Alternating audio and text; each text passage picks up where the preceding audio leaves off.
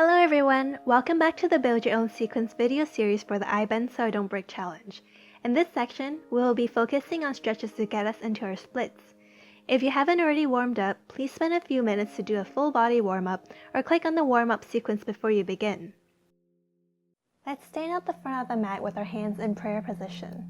Raise your hands all the way up for a nice stretch and forward fold all the way down into a flat back. Bring your hands closer to the heels and come into your first forward fold. Stay here for a few breaths and feel the sensation in your hamstrings. Place your hands next to the feet and hop or step back into your first plank.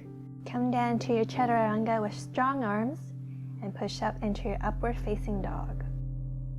Take a few breaths here and then push into your downward facing dog. Walk the feet out. Feel the hamstrings stretching gently, making sure there's one straight line from your wrists all the way to your tailbone. Keeping your hips nice and squared, raise your right foot all the way up to the sky and point the toes. Point the toes a little farther up with each breath. Swing the foot all the way down and gently place it between your hands. Lower the left knee down and uncurl the toes. With the help of your arms, gently push your chest up, stacking them directly over the hips and making sure that your hips stay squared. Slowly bend the left leg and reach your left hand behind to grab the foot. Slowly let go of the foot and with control, bring the leg back down onto the ground. Frame your hands beside the right foot and push your hips back while straightening the front leg. Flex your toes and bring your chest towards your thigh. Bend your right leg back into a low lunge and slide the left leg just a little bit farther back. Stack your chest just above the hips to add a little bit more weight to push the hips down. With each exhale, come down a little bit more. Repeat the quad stretch by bending at the left knee, grabbing onto the foot with the left hand. See if you can bring the heel a little closer than the last time. Release the left foot and frame the hands around the right foot.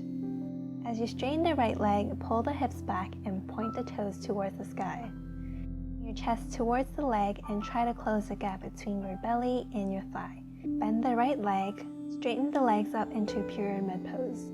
Intertwine the fingers behind the back and bring the chest towards the front leg. Peel the arms away from the back and try to bring them closer to the head. Release the hands and place them onto the ground. Step the left foot forward into your forward fold. In this active forward fold, see if you can go in a little bit deeper. Maybe use your arms to hug your chest closer towards your legs. Place the hands back onto the ground and jump back into your plank. Come down into your chaturanga and push into your upward dog.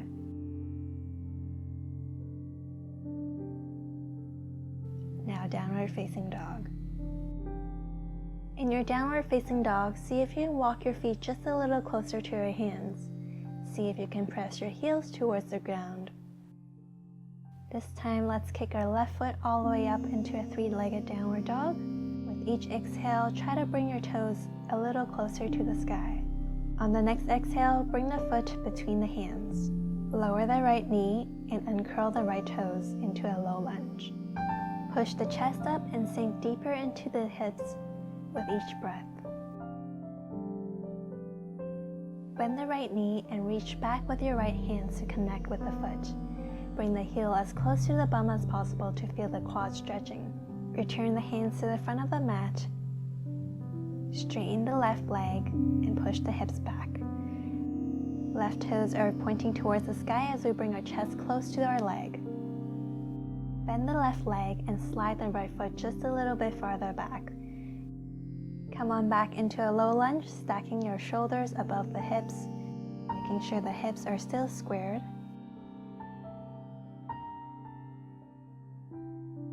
Bend the right leg again and reach back with your right hand for the quad stretch. This time, try to press your heels towards your bum just a little bit more. Gently release the right foot and walk your hands back to frame the left foot. Straighten the left leg and push the hips back. Again, pointing the left toes towards the ceiling, bring your chest all the way down towards your leg. Curl the back toes and hop up into straight legs for pyramid pose. Feel free to adjust your stance as necessary. And bring your chest towards your leg. Feet are parallel, toes pointing forward. Plant your hands next to your feet and step the right foot forward. Melt into your forward fold.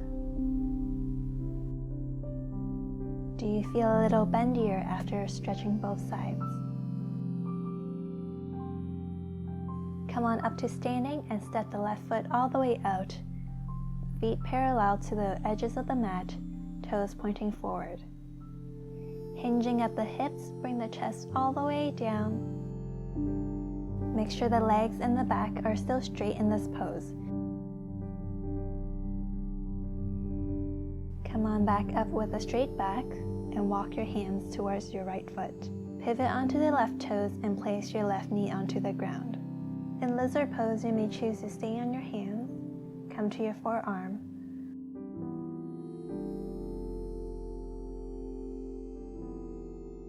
or wrap your right arm underneath your right leg.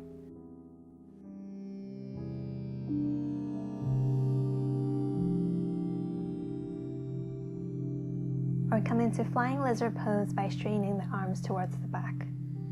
With each exhale, sink in a little bit deeper. Return the hands back onto the ground if they're not already so, and walk them towards the center for center straddle pose.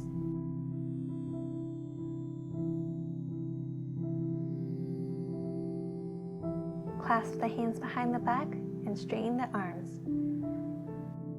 Peel the arms away from the back and try to bring your hands towards the ground. Place the hands onto the hips, come on back up with straight back. Now this time walk the hands towards the left. We're repeating lizard pose on the other side. So whatever variation you took on the right side, do the same variation on the left side. Again, you can come on to straight arms, forearms, the left arm around the left leg, or come into flying lizard pose. Whatever variation you choose, connect it with your breath and sink a little bit deeper with each exhale.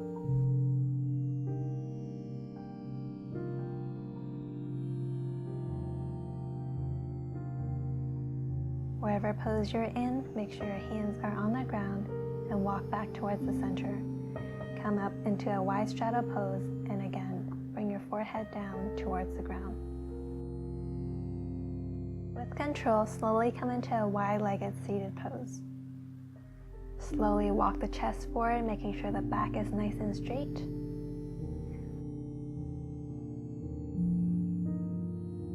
Walk your hands back up and bring the right foot towards the groin. Bring your left elbow towards the ground for stability and your right arm above the head, trying to reach for your toes.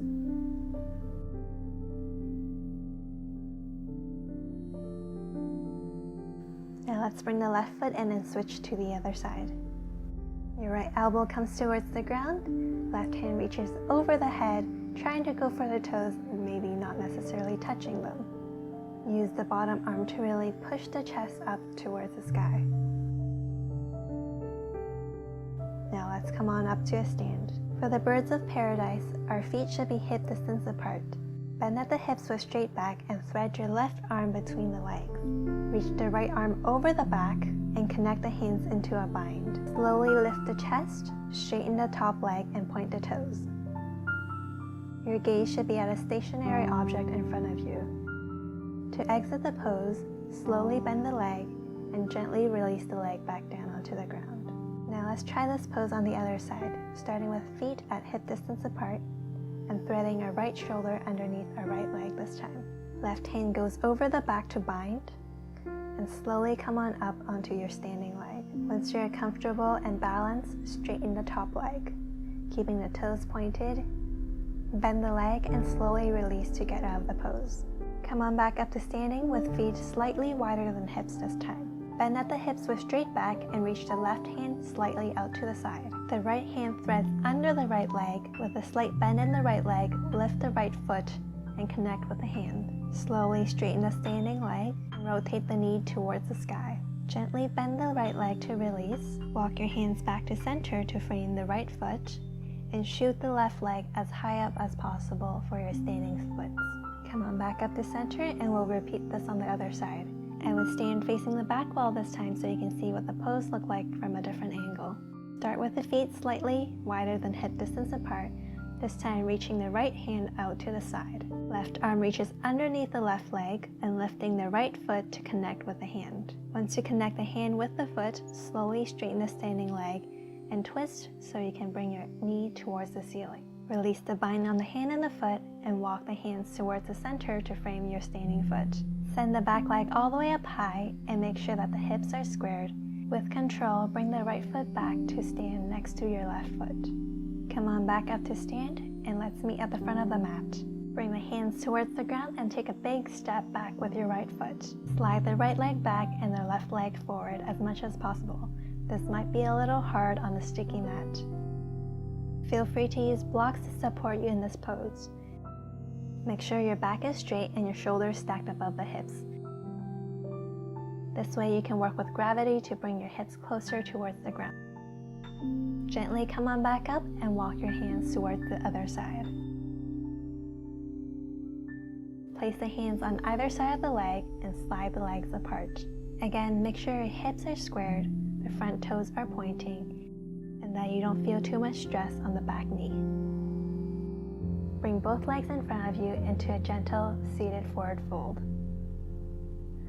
Feel free to round your back as much as you need to in this restorative pose. Thank you so much for allowing me to guide your practice today. I hope you also follow me on my back bend, shoulder opening, and cool down sequences.